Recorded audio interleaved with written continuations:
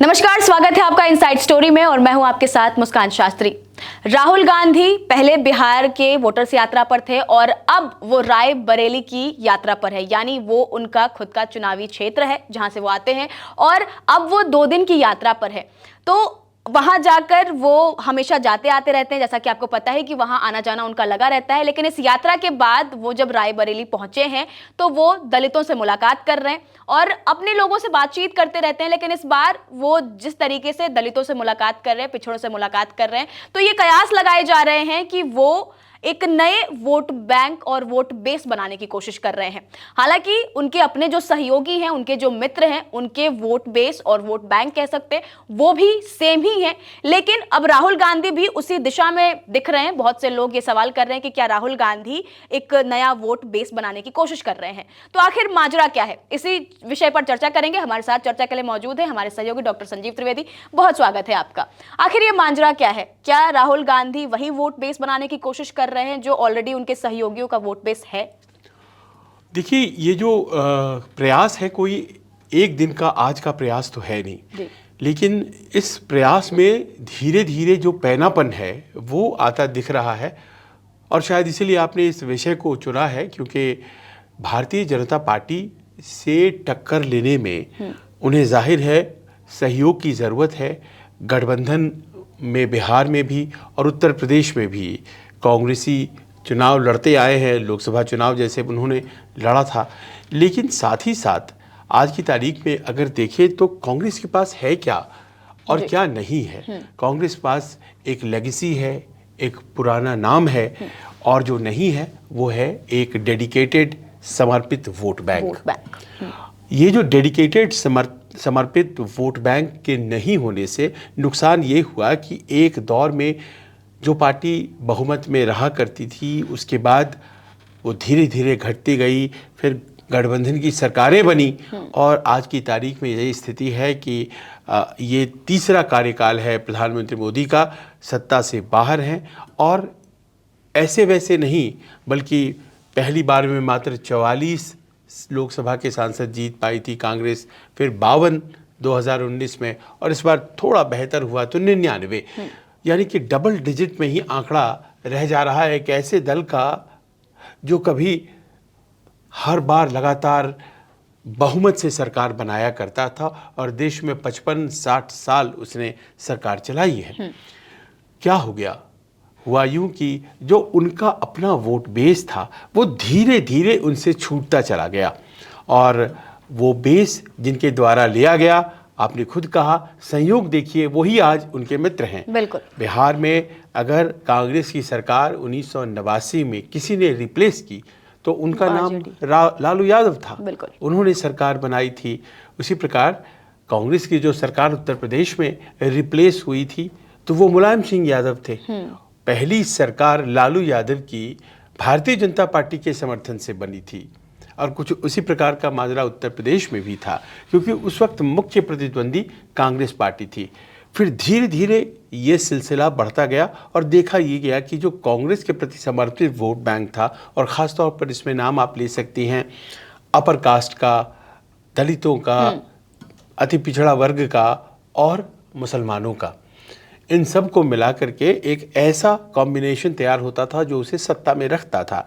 लेकिन कांग्रेस के हाथ से ये वर्ग और ये समीकरण छूटता चला गया। और उत्तर प्रदेश की अगर हम बात करें तो बहन कुमारी मायावती की अपनी पार्टी बहुजन समाज पार्टी ने सरकार भी बनाई और वहाँ पर शासन भी किया। कांसीराम जी ने इस पार्टी की शुरुआत की और उन्होंने एक बड़ा ही डेडिकेटेड वोट बेस अपने लिए तैयार किया। ख़ास तौर पर दलित समुदाय में जो जाटव समाज है उसको अपने साथ संगठित कर लिया। सबसे बड़ा समाज है उत्तर प्रदेश में, और उत्तर प्रदेश ही नहीं बल्कि पूरे उत्तर भारत में कह लीजिए। उसी प्रकार अगर हम देखें तो जो बैकवर्ड कास्ट मूवमेंट है उसमें ख़ास तौर पर जो अति पिछड़े हैं वो सोच रहे थे हमें कहाँ जाना है। उन्होंने कांग्रेस का जब दामन छोड़ा तो शुरुआत में मुलायम सिंह यादव और लालू यादव के पास गए वो, और थोड़े दिन रहे, लेकिन बाद में उन्होंने अपना खुद का नेतृत्व भी डेवलप कर लिया। तो ये अति पिछड़ा वर्ग जो है, जिसमें आपको बहुत से नेता दिखाई पड़ेंगे, चाहे वो बाबू सिंह कुशवाहा हो, केशव प्रसाद मौर्य हो उत्तर प्रदेश में, बिहार में चलिए आज की तारीख में सम्राट चौधरी जैसे नेता हैं, नीतीश कुमार नेता हैं, ये सब अति पिछड़ा वर्ग से आते थे और शुरुआत में वो बैकवर्ड कास्ट मूवमेंट के साथ ही थे, लेकिन बाद में उन्होंने अपने आप को अलग किया और सरकारें बनी, वो सत्ता में आए। लेकिन ये जो बैकवर्ड कास्ट मूवमेंट है ये भी कांग्रेस से दूर ही रहा, हमेशा से था, लेकिन और भी ज़्यादा हो गया जब उसे भारतीय जनता पार्टी का सहयोग मिलने लगा। और ये जो अति पिछड़ा वर्ग है इसका सपोर्ट लेकर के भारतीय जनता पार्टी ने पिछड़े वर्ग को जो है वो सत्ता में आने से रोका, यानी कि मुलायम सिंह को रोका। तो उसने कुछ इस तरह से सोचा कि हम केशव प्रसाद मौर्य और दूसरे नेताओं को जोड़ते हैं, बिहार में नीतीश कुमार जैसे नेताओं को जोड़ते हैं, और उन्होंने एक ऐसा विकल्प तैयार किया कि बैकवर्ड कास्ट्स जो है वो भारतीय जनता पार्टी को अपना प्रतिद्वंदी मानने लगे और कांग्रेस को भूल गए। कांग्रेस के साथ सबसे बड़ी बात अच्छी थी, वो मुसलमानों की ख़ास तौर पर मानी जाती थी कि वो ध्यान रखने वाली पार्टी है। पर बाद में ये देखा गया कि मुस्लिम समाज भी स्थानीय जो पार्टियां थी उनके प्रति आकृष्ट हुआ, और बिहार में आज की तारीख में सबसे ज़्यादा मुस्लिम समाज वोट अगर देता है तो वो राष्ट्रीय जनता दल को देता है, उत्तर प्रदेश में समाजवादी पार्टी को देता है। उनका अपना दल एक कहते हैं वो कि MIM बन करके उभरा है, जो असदुद्दीन ओवैसी की पार्टी है, तो उसके प्रति भी वो आकृष्ट होते हैं। लेकिन कांग्रेस को मेरे बताने का मकसद यही है, धीरे धीरे करके ये तमाम वोट बैंक जाते रहे, और आखिरी वोट बैंक जो कि संख्या में उतना भारी नहीं है वो है अपर कास्ट का।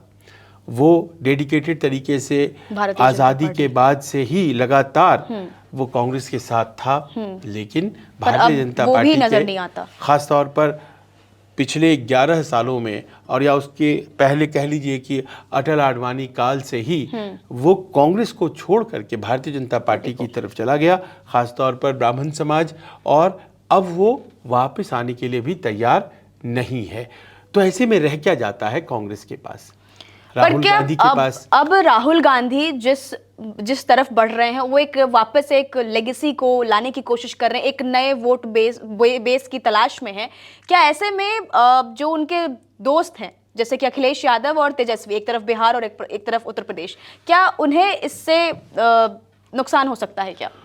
देखिए, आज की जैसे उनकी यात्रा थी, रायबरेली की यात्रा थी, मैंने देखा वहाँ पर उन्हें हूट किया गया, भारतीय जनता पार्टी के वर्कर्स आए और प्रधानमंत्री के माताजी के अपमान वाला सवाल को उठा करके उन्होंने फिर से उनको ब्लैक फ्लैग्स वगैरह दिखाए। लेकिन राहुल गांधी उससे विचलित ज़रा भी नहीं हुए। उनका फोकस था कि वो जिस काम के लिए आए हैं वो करेंगे। वो चले गए और प्रजापति समाज के एक कार्यक्रम में उनको जाना था, वहाँ वो चले गए। उसके अलावा भी वो और कुछ दलित समुदाय के कार्यक्रम थे, उसको उन्होंने अटेंड किया, और जाहिर है ये उनके अपने क्षेत्र के लोग हैं, मिलते रहते हैं जैसा कि आपने बताया। पर ये बड़ा एक क्लियर कट हमें स्थिति दिखाई पड़ी कि वो ज़मीन पर बहुत सक्रियता से काम करना चाहते हैं, अपने दम पर कांग्रेस को चुनाव जिताने की उनके भीतर एक ललक है, और उसमें कोई भी ये यकीन मान ले सकता है कि चलिए समाजवादी पार्टी यहाँ तो है ही, तो हम इनके साथ गठबंधन कर लेंगे, जितनी ये सीटें देंगे उतनी सीटों से काम हम चला लेंगे, और हम इनको समर्थन में लाएंगे, इनको समर्थन देंगे और समाजवादी पार्टी सरकार बनाएगी, हम उसमें साथ आ जाएंगे। बिहार में भी इस तरह से वो कर सकते हैं कि वो तेजस्वी को समर्थन दे दें और तेजस्वी सरकार बनाए, हम तो उनके पीछे रहेंगे। जी नहीं, राहुल गांधी इस बात को अब पलटना चाहते हैं, और वो जो लेगेसी की आप बात कर रही हैं वो फिर से चाहते हैं कि कांग्रेस अग्रणी रहे और कांग्रेस की अपनी ज़मीन तैयार हो। लेकिन हम लोगों ने तो अभी बात की, वो सारे तमाम वोट बैंक तो एक एक करके चले गए ना, तो अब बचा क्या? राहुल गांधी कहाँ से शुरुआत करें? जब वो गठबंधन में जाते हैं और वो सीटें मांगते हैं और कहते हैं कि हमारी तो बहुत बड़ी पार्टी है, लोग उनसे पूछते हैं आपके पास जाति कौन है? खासतौर पर हिंदी पट्टी में तो सबसे ज़्यादा यही चलता है, आपके पास कौन सा वोट बैंक है? भाई हम लोगों ने मायावती जी की बात की तो जाटव समाज उनके पीछे खड़ा है, यादव समाज यादवों के साथ खड़ा है, आरजेडी और समाजवादी पार्टी के साथ खड़ा है, उसी प्रकार जो कुशवाहा कुर्मी समाज है वो नीतीश कुमार के साथ दिखाई पड़ता है। उसी प्रकार अनुप्रिया पटेल के साथ कुर्मी समाज दिखाई पड़ता है। मुस्लिम समाज वो देखता है कि कौन मजबूत है, वो उसके साथ चला जाता है, कौन भारतीय जनता पार्टी को हरा सकता है। तो कांग्रेस की तरफ तो कोई है ही नहीं। तो जिसको कहते हैं कि आधार वोट, जो बेस वोट, वो तो है ही नहीं। और आज की तारीख में राहुल गांधी को उस बेस वोट की तलाश है। अब उन्होंने इस बात को महसूस कर लिया है कि अभी इस वक्त जो दौर है राजनीति का, वो पिछड़ों की राजनीति करनी पड़ेगी, वो करनी पड़ेगी दलितों की राजनीति, और तभी जाकर के मुस्लिम आपकी तरफ आएंगे। लिहाजा उन्होंने 90% की पॉलिटिक्स करने की बात कही है और अब हर जगह जा रहे हैं और वो कह रहे हैं कि 90% के साथ न्याय नहीं हुआ है, अन्याय हुआ है और मैं न्याय दिला करके रहूँगा। पर विडंबना इस बात की है कि ये 90% कांग्रेस जिसके ऊपर अपनी नज़रें रख रही है, ये उनके जो सहयोगी हैं, समाजवादी पार्टी वाले, आरजेडी वाले और मुख्तलिफ दूसरे दल जिनके साथ पूरे देश में उनका गठबंधन है, उनका भी वोट बेस यही है, खासतौर पर उत्तर प्रदेश और बिहार में। तो ऐसे में जाहिर है कि जो दोस्त है वही कॉम्पिटिटर भी हैं। जो दोस्त है उन्हीं के साथ प्रतिस्पर्धा है, क्योंकि उन्हीं दोस्तों ने उनकी ज़मीन ली थी आज से 40 साल पहले। लिहाजा अब ये ज़रूरी है कि उस 40-45 साल पहले की कहानी को फिर से इन्वर्ट किया जाए, दोहराया जाए और वैसे लोगों के साथ अपना संपर्क, अपनी पार्टी का साबका कायम किया जाए जो उनके वोटर बन सकते हैं। अब देखिए यहाँ ये बात है कि अगर कोई आधार वोट क्रिएट कर लेते हैं राहुल गांधी, मान लीजिए कि दलितों में अच्छी बैठ हो जाती है कांग्रेस की, तो दूर बैठा मुस्लिम वोट बैंक देखता रहता है। उसे ये लगता है कि राहुल गांधी के पास कुछ अपना तो है नहीं, तो हम उनमें अपना वोट जोड़ भी दें तो क्या फ़ायदा है। मुस्लिम समाज सबसे बड़ा टैक्टिकल वोटर है। वो देखता है कि अगर भारतीय जनता पार्टी के खिलाफ किसी का कमिटमेंट है तो वो जानता है कि कांग्रेसियों का है, वो हमेशा लड़ते हैं, कोई कॉम्प्रोमाइज़ नहीं करते हैं, भीतर खाने ऊपर से कोई कॉम्प्रोमाइज़ नहीं करते हैं। लेकिन उनके पास जब अपना वोट ही नहीं है तो वो उनके साथ जुड़ करके क्या करे। लिहाजा उनको अपनी तरफ लाने के लिए अपना एक आधार वोट तैयार करना पड़ेगा। लेकिन ये आधार वोट तैयार करते करते कहीं उनका टकराव अखिलेश और तेजस्वी से ही तो नहीं हो जाएगा। और क्या चुनाव से पहले जो कोशिश राहुल गांधी जिस कोशिश में लगे हैं कि वो एक आधार वोटर बना लेंगे और बेस बना लेंगे, क्या उसमें वो सफल हो पाएंगे? इतनी जल्दी तो नहीं हो सकता है। ये तो एक प्रोजेक्ट है, बहुत बड़ा प्रोजेक्ट है, उन्होंने उठाया है। पहले तो उन्होंने, आपको याद होगा, जनेऊधारी ब्राह्मण बन गए और उनके प्रवक्ता ने कहा कि हाँ ये गोत्र का भी कुछ नाम उन्होंने लिया और बताया कि ये फला गोत्र के हैं। मैं ठीक से याद करूं तो कहा उन्होंने कि ये दत्तात्रेय गोत्र के ब्राह्मण हैं और जाहिर है इन्हें समर्थन हासिल है अपने वर्ग का। प्रेस कॉन्फ्रेंस में बोला गया। तो जब उन्होंने देखा कि नहीं, ऐसा लगता है कि ये समाज तो चला गया है, अब ये मेरी तरफ नहीं आएगा। और आज की तारीख में हकीकत है कि उत्तर प्रदेश में ब्राह्मण आबादी ज़्यादा है, वोट बैंक बड़ा है, लेकिन वो कांग्रेस के साथ नहीं है, वो योगी आदित्यनाथ, प्रधानमंत्री मोदी और भारतीय जनता पार्टी के साथ है। तो उन्हें इसमें कोई फ़ायदा तो दिखा नहीं अपने आप को एक ब्राह्मण के रूप में पैकेज करने में।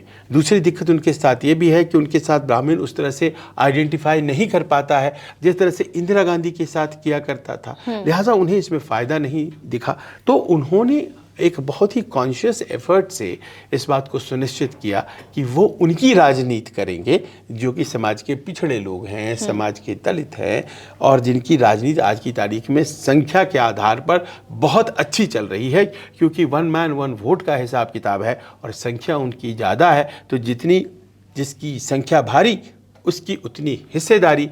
तो ज़्यादा संख्या वालों की बात करो। और इसी तरह से उन्होंने पिछड़ों की राजनीति शुरू कर दी है। पर पिछड़ों की राजनीति तो तेजस्वी भी करते हैं, पिछड़ों की राजनीति तो अखिलेश यादव भी करते हैं। और अब आप भी पिछड़ों की राजनीति करेंगे और मुसलमान समाज के सामने क्वेश्चन खड़ा करेंगे कि आप कांग्रेस के पास भी आ सकते हैं और भविष्य में आपके सपने अगर हैं कि आप अलग होकर के अपनी ज़मीन तैयार कर लेंगे, तो फिर जाहिर है कि सतर्क होना पड़ेगा तेजस्वी और अखिलेश को। ये काल अभी नहीं आया है, लेकिन इस तरफ जाने की कोशिश राहुल गांधी की है। और तभी आपने देखा होगा कि जब सीटों का सवाल आता है तो कांग्रेस जरा भी दबती नहीं है। अभी बिहार में सीटों का बंटवारा होना है, उन्होंने कहा है कि हमें तो अच्छी खासी संख्या में सीट चाहिए, जिताऊ सीट चाहिए। उन्होंने 70 में से मात्र 19 सीटें पिछली दफ़ा जीती थी, लेकिन फिर भी उन्हें चाहिए, क्योंकि उन्हें लगता है कि अगर हम साथ नहीं जुड़ते हैं तेजस्वी के तो उनका गठबंधन स्ट्रांग नहीं होगा। हम अलग अगर लड़ेंगे तो तेजस्वी हार जाएंगे, क्योंकि वोट बैंक बट जाएगा। और अगर बट जाएगा, क्योंकि ये तो गैर भाजपा वोट बैंक हुआ ना, तो ये जो गैर भाजपा वोट बैंक अगर बट गया तो फिर जाहिर है कि तेजस्वी की जीत नहीं होगी। तो वो अपने आप को असर्ट करने की कोशिश कर रही है। कांग्रेस पार्टी इस असर्शन में कितना कामयाब होगी, मैंने यही देखा है अभी तक। मुस्कान के जो जाति होती है वो अपने नेता के साथ आइडेंटिफाई करती है, उसी जाति का नेता होना चाहिए और वो आइडेंटिफाई करती है। मुझे याद है मंडल कमीशन लेकर के कौन आए, मंडल कमीशन लेकर के वीपी सिंह आए। अदरवाइज मंडल कमीशन की जो फाइल थी वो 10 सालों से सरकार के एकदम गताल खाते में पड़ी हुई थी, कोई ध्यान नहीं दे रहा था। वो लेकर के आए, उन्होंने आरक्षण लागू किया, आरक्षण के लिए इतनी बड़ी लड़ाई भी लड़ी, लेकिन उसके तुरंत बाद जब चुनाव हुए तो उसमें वो जाति वर्ग जो कि उन्हें लग रहा था कि उनके साथ आ जाएगा, क्योंकि उन्होंने आरक्षण दिया है, एक बहुत बड़ा काम हुआ था उनके लिए, वो साथ नहीं आया। उन्होंने अपना नेता मुलायम सिंह यादव में ढूंढा, उन्होंने अपना नेता लालू प्रसाद यादव में ढूंढा, उन्होंने वीपी सिंह में अपना नेता नहीं ढूंढा। ये हमारे देश की सच्चाई है। लिहाजा राहुल गांधी की कोई वैसी प्रमाणित जाति वर्ग नहीं है जिससे वो आते हैं, या फिर कोई ऐसा नहीं कह सकता है कि ये भाई देखिए फला हैं और इनके लोग इनके साथ जुड़ जाएं, ऐसा तो कुछ है नहीं। तो फिर ऐसे में कैसे ये प्रयोग सफल होगा? उसके तरीके निकाले गए हैं। वो उनके हक की बात कर रहे हैं, उनके आर्थिक उत्थान की बात कर रहे हैं, उन्हें 50% आरक्षण की सीमा तोड़ करके ज़्यादा आरक्षण दिलाने की बात कर रहे हैं। तो ये सब ऐसी चीज़ें हैं जिसको देख करके लगता है कि राहुल गांधी एक निश्चित नीति पर काम कर रहे हैं। आखिर उन्होंने जिस तरह से एक दबाव बनाया उसी का ही तो नतीजा आया कि कास्ट सेंसस, जातीय जनगणना जो बहुत दिनों से नहीं हो रही थी, मोदी सरकार बहुत ज़्यादा इसको कराने की इच्छुक भी नहीं दिखती थी, लेकिन आखिरकार उसने इसको कराने के बारे में हामी भर दी। पहले राहुल गांधी और ये तमाम नेता, जो अभी वोटर अधिकार यात्रा हुई, उस यात्रा में राहुल गांधी, तेजस्वी यादव और तमाम इंडिया गठबंधन के लोगों का समर्थन दिखा, उन नेताओं का समर्थन दिखा। लेकिन अब राहुल गांधी जिस बेस की तरफ बढ़ रहे हैं, जिस बेस को पाने की कोशिश कर रहे हैं, क्या ये एक टसल क्रिएट कर देगा इन नेताओं के बीच? टसल तो है ही, ऑलरेडी है, पर वो है कि तो क्या इसे हेल्दी कंपटीशन देखा जाएगा या फिर एकदम ऐसे वॉर कॉम्पिटिटर की तरह देखा जा सकता है? इसको इस तरह से कंपटीशन देखिए कि अगर सामने कोई बहुत बड़ा एनिमी है तो फिर हम और आप आपस के डिफरेंसेस भूल करके उस सामने वाले एनिमी को आपस में बाद में निपटेंगे, पहले उससे निपट लेते हैं। तो यहाँ भारतीय जनता पार्टी की सत्ता में जो पिछले 3 टर्म से मौजूदगी है दिल्ली में, उसको देखते हुए अभी तमाम दल आपस की जो डिफरेंसेस हैं वो भूल जाती है। तभी आपने देखा कि इस वक्त जब वाइस प्रेसिडेंट के चुनाव हुए सभी दल एक थे, उनके आंकड़े कम थे लिहाजा वो हारेंगे, लेकिन वो सब एक थे और कुछ ने भारतीय जनता पार्टी को वोट नहीं दिया। वोट नहीं देने का मतलब वो एब्सटेन कर गए। तो इस तरह से उनकी कोशिश यही रही कि हम भारतीय जनता पार्टी को बढ़ करके समर्थन न करें, और जो इंडिया का जो एक ग्रुपिंग है वो एक तरफा वोट करता हुआ पाया गया और 300 वोट आए विपक्ष के उम्मीदवार को, सत्ता पक्ष के उम्मीदवार को 452 आए, क्योंकि वो ज़्यादा थे और वो देश के अगले उपराष्ट्रपति राधाकृष्णन साहब बन गए। तो ऐसे में वो जो सामने बड़ी पार्टी है भारतीय जनता पार्टी, उससे भिड़ने के लिए तो जाहिर है कि समूह को साथ होना पड़ेगा। पर बावजूद इसके हमेशा ये जो एक टसल है, एक तनातनी है, ये सब कुछ हमेशा वर्तमान होता है, हमेशा देखा जाता है, संसद में भी देखा जाता है। वो लाल टोपी पहनकर अपने आप को अलग दिखाने की कोशिश करते हैं, वो सफ़ेद टोपी पहन के कांग्रेस वाले अलग अपने आप को दिखाने की कोशिश करते हैं। मैंने देखा था वो SIR का जब मार्च हो रहा था तो सबों ने अपनी विशिष्ट पहचान बना रखी थी, सब एक दूसरे से भिन्न थे और सब अपनी तरीके से चीज़ों को असर्ट कर रहे थे।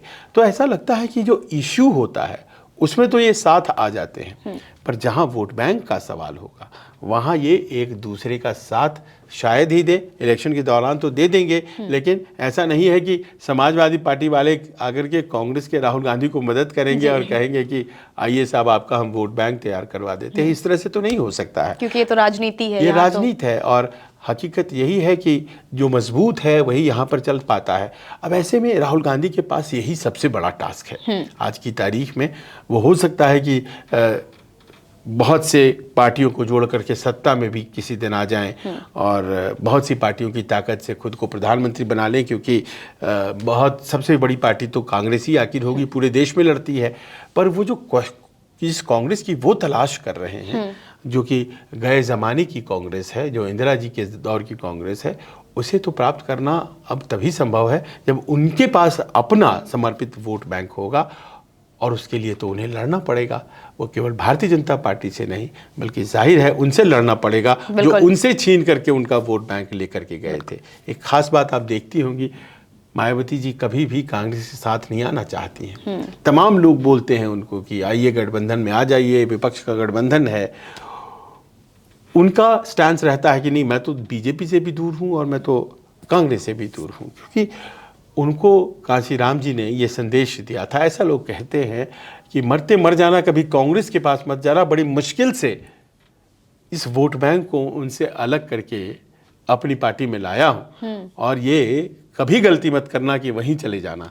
तो वो भले 5-6%, 8% वोट ही पाएं, लेकिन कभी भी वो कांग्रेस के साथ गठबंधन नहीं करती हैं, क्योंकि once they go they will never come back. ये जो एक लाइन उन्होंने कांशीराम जी उनको दी। तो वोट बैंक की लड़ाई कुछ ऐसी होती है मुस्कान, और इसमें राहुल गांधी के सामने तमाम सफलताओं के बावजूद ये एक बहुत बड़ी चुनौती है, और ये कैसे वो मीट करते हैं आने वाला वक्त इसका गवाह बनेगा। बहुत बहुत शुक्रिया तमाम जानकारी के लिए। तो आपने देखा कि राहुल गांधी जिस बेस की तरफ बढ़ रहे हैं, और एक कह सकते हैं कि वो एक नई यात्रा, इस बेस खोजने की यात्रा, एक वोटर्स बेस खोजने की जो उनकी यात्रा है, वो कितनी सफल हो पाती है। और आपको क्या लगता है, क्या राहुल गांधी इस बार अपनी इस यात्रा में सफल हो पाएंगे? हमें कमेंट्स कर जरूर बताएं। फिलहाल इनसाइड स्टोरी में इतना ही, धन्यवाद।